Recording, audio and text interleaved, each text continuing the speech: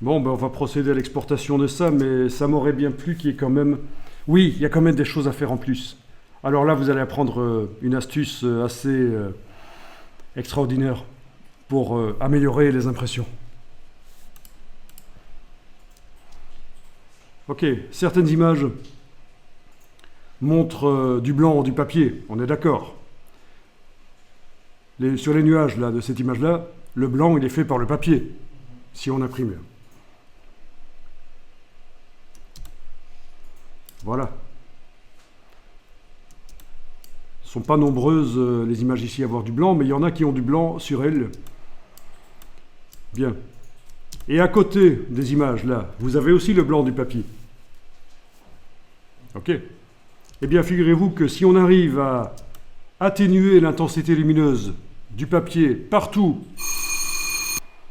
sauf à l'endroit des images, le blanc du papier sur les images ne sera pas atténué, eh bien, vos images elles vont avoir plus de punch. Donc, c'est une astuce visuelle très intéressante à mettre dans vos mises en page. Salir un peu le papier avec un faible pourcentage d'encre, sauf à l'endroit des images. C'est ce qu'on va faire, vous allez voir comment on fait, c'est ultra facile et c'est très courant de le faire. C'est une astuce visuelle. Alors, vous allez dans la palette des calques. Et dans la palette des calques, vous allez créer un calque.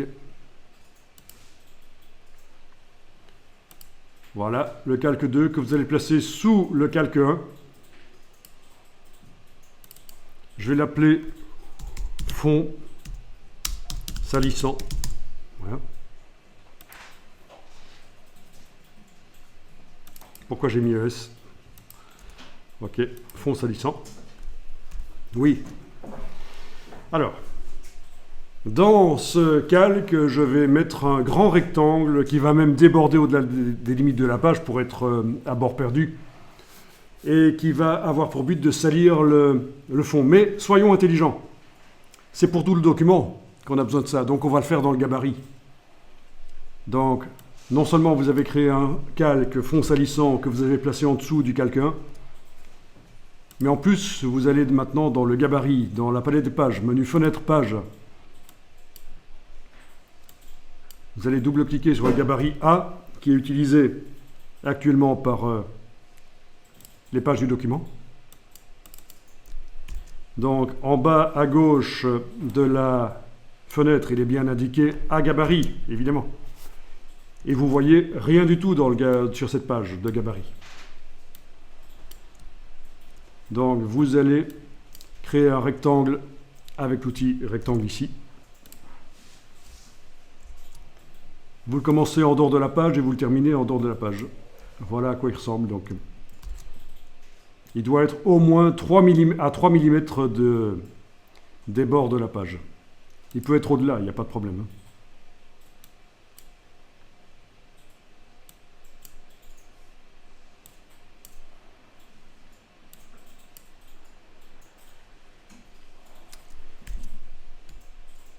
Alors, ce rectangle, quelles sont ses caractéristiques?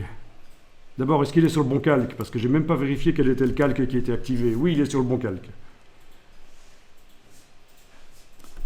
Fond salissant. S'il n'est pas sur le bon calque, il faut le transférer.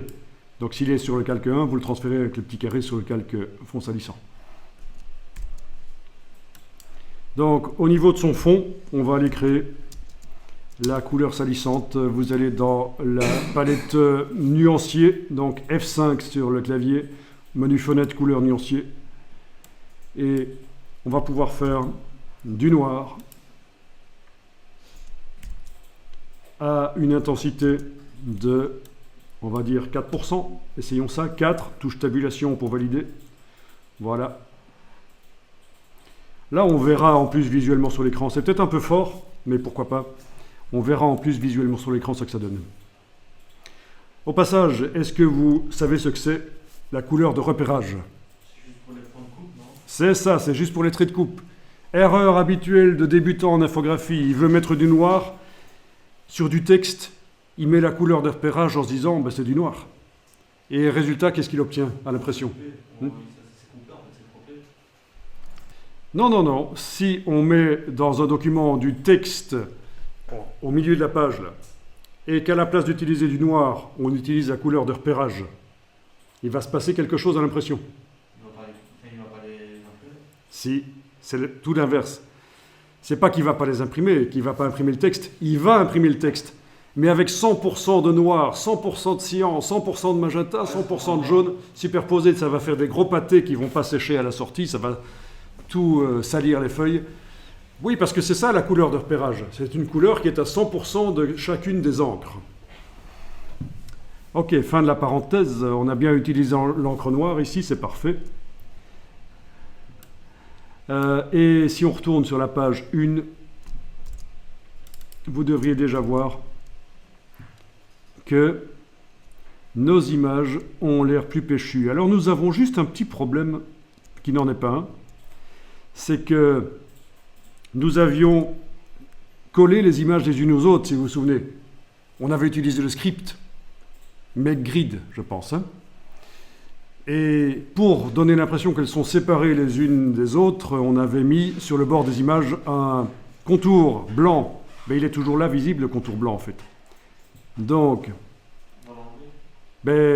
si on l'enlève, les images vont coller les unes aux autres. Ouais, on va mettre la même couleur, la même teinte que... Exactement, on va mettre la même teinte que le fond. Voilà. Donc, je pourrais même la jouer encore plus intelligente et faire ceci. Regardez, on va revenir sur le gabarit. Resélectionner le rectangle. Et on va faire une couleur spéciale pour le fond de page. Donc, dans le menu de la palette nuancier, nouvelle couleur. Vous allez indiquer ici 4% de noir. Peut-être même, je vais pousser un peu le processus. Allez, je vais mettre 6. 6% de noir. OK. Et je vais nommer la couleur. Je décoche nommer selon la valeur chromatique et je vais appeler pour fond salissant. Voilà. OK. Donc j'ai une couleur spéciale pour les fonds salissants. Ça veut dire que je pourrais d'un coup par la suite modifier l'intensité de cette couleur. Ça modifiera tous les fonds, tous les contours d'images qui utiliseraient cette couleur-là, sans même devoir les sélectionner par le nuancier. Voilà. Et donc sur le rectangle là dans le gabarit A, c'est bien cette couleur-là qui est activée. Oui, c'est bien cette couleur-là qui est activée, qui est utilisée. Voyons un peu. Alors, là, il y a juste un truc qui m'échappe, mais ça va venir. Pourquoi? Ah oui, si, je vois pourquoi. J'étais en train de tester, voir si en appliquant une autre couleur, ça changeait. Mais en fait, comme on est à 4% de teinte là, on voit quasiment rien. Pour fond salissant, il faut le mettre à 100% en fait. Mais oui. Ah ben oui, j'ai failli faire une gaffe.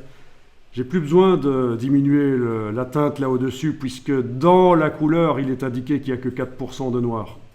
Voilà. Et là, maintenant, quand je teste les autres couleurs, ça marche. Ok. Ouais, là, j'ai failli passer à côté d'une gaffe. Donc, pour la couleur fond salissant, 100% de la couleur, mais qui, elle, à l'intérieur, il est réglé que 4%. 6%, c'est 6% que j'avais mis. Ok. Donc, si je vais sur la page, je vais sélectionner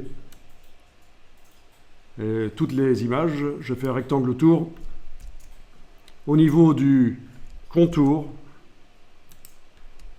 je vais indiquer qu'elles utilisent que le contour, c'est pour fond salissant. Du coup, ça marche. On ne voit plus le contour. Ah, je pourrais même le faire plus large. Vous savez qu'on peut gérer comme ça l'espacement, qui n'en est pas un vrai, c'est un faux espacement, mais entre les images par la palette contour, menu fenêtre contour.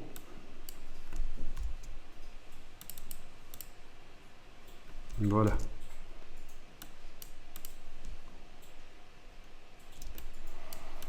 Donc là, on devrait sentir déjà que les images ont un peu plus de punch.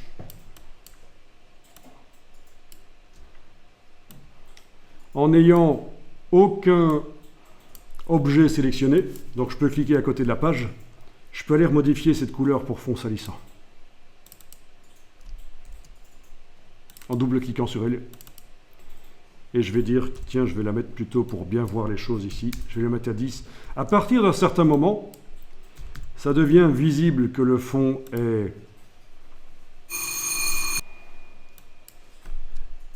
sali. Oui. Alors, c'est pas gênant, mais ça se voit.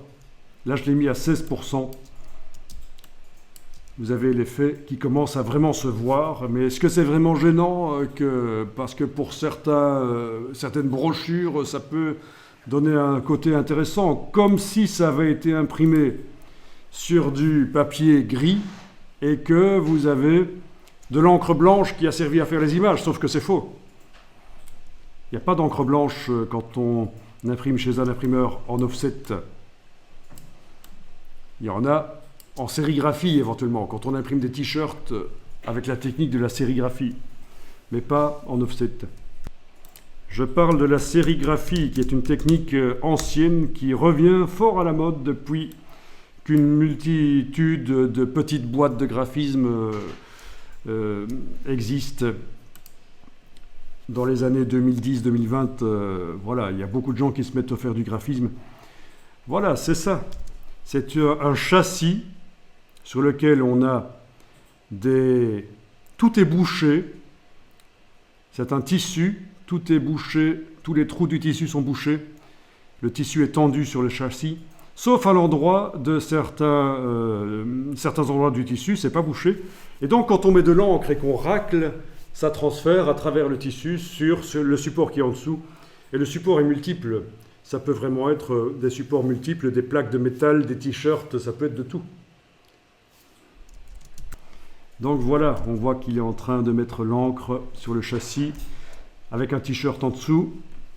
Alors, vous avez, quand on doit imprimer des t-shirts avec différentes couleurs, vous avez les fameux carousels de sérigraphie, c'est ceci, où vous avez différents châssis et ils se soulèvent tous et on fait tourner le t-shirt d'un châssis à l'autre. Voilà, donc on peut imprimer en différentes couleurs, comme ça. Mais on peut faire des très beaux graphismes avec une seule couleur.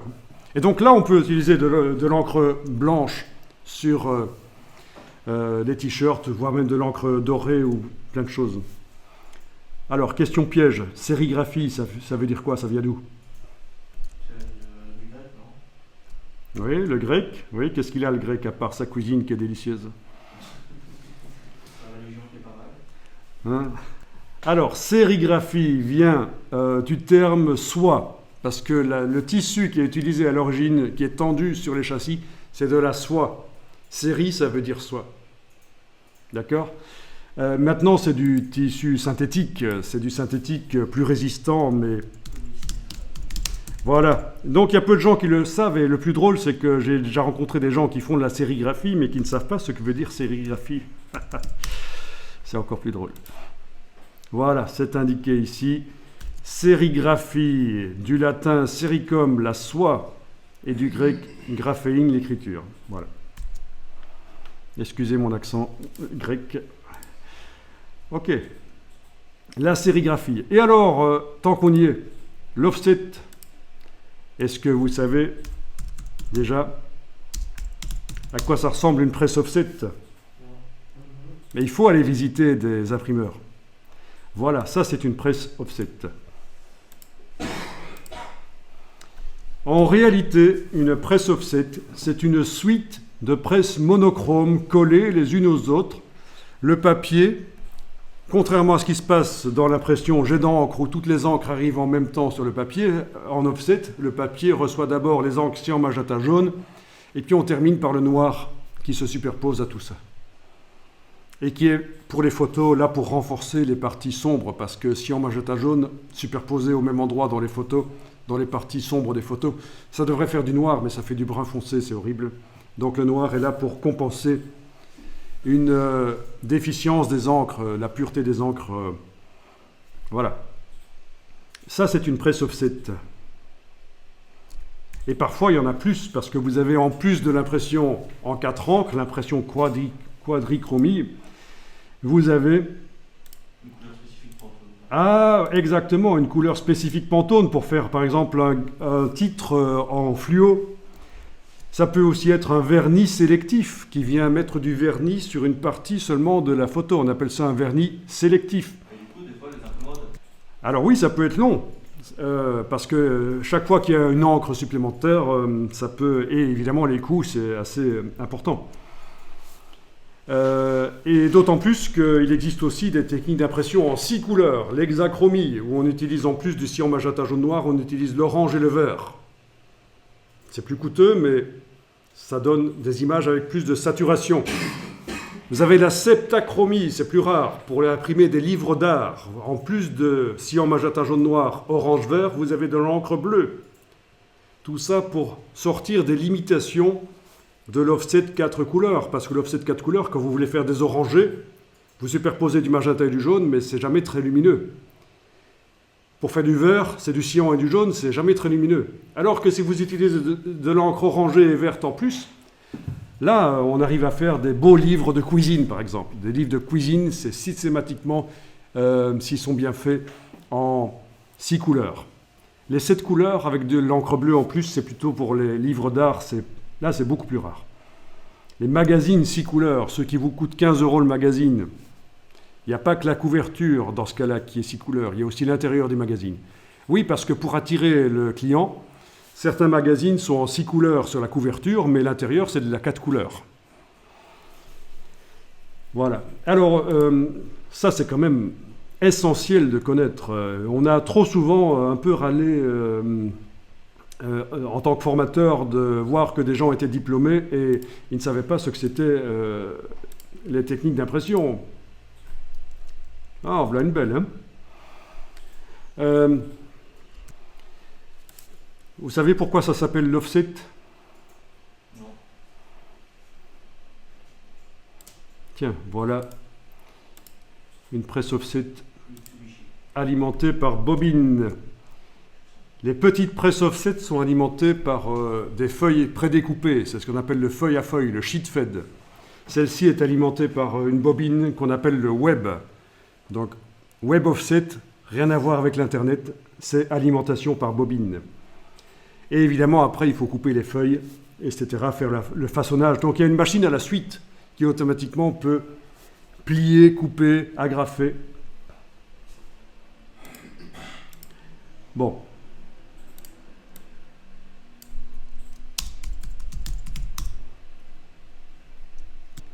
Alors, je vous montre ici une presse offset, l'intérieur.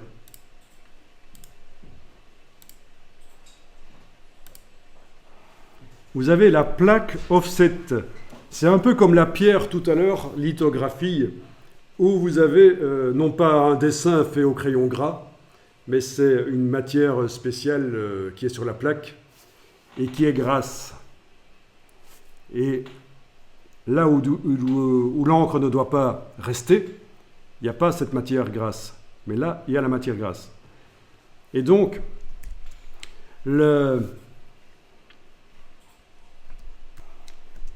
au-dessus de ça, vous avez les bacs à encre qui raclent sur la plaque.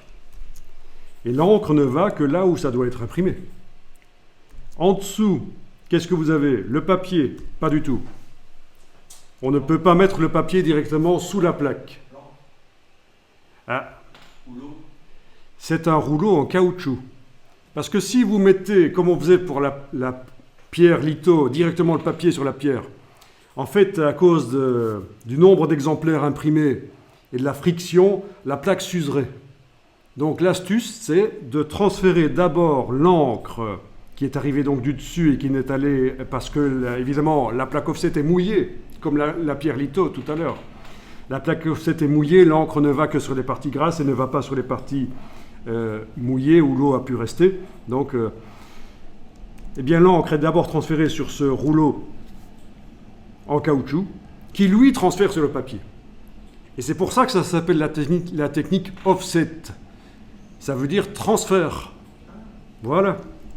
On transfère l'encre sur un rouleau qui sert de transfert vers le papier.